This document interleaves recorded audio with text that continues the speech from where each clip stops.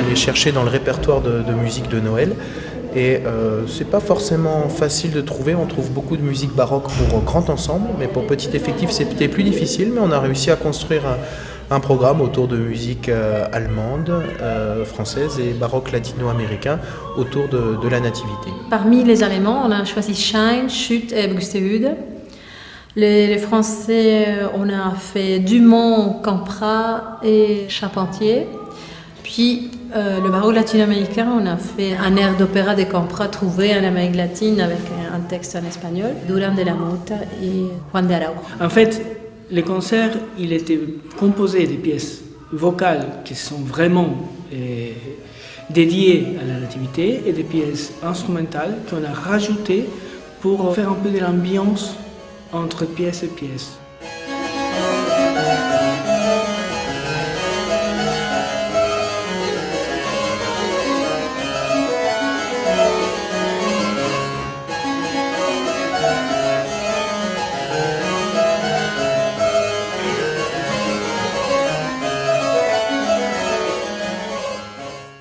Ces compositions d'aujourd'hui parlent de la naissance du Christ, des anges qui louent l'arrivée du Christ. Voilà. Il n'y a pas vraiment un critère exclusivement historique. On sait que ça sert du baroque, mais par exemple, si on regarde la différence entre Schütt et Campra, il y a un siècle d'écart entre les deux compositeurs. On a vraiment essayé de trouver plus d'importance dans les messages. Il y a des compositions qui ne parlent pas spécialement de la nativité, vont s'adresser plutôt à parler du nom de Jésus, comme le motet au Nomen Jesu, au doux nom de Jésus.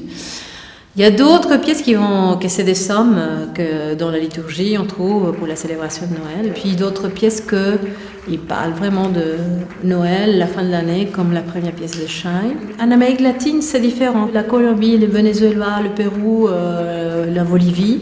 La plupart du répertoire dans le baroque latino-américain va être dédié à la célébration de la nativité.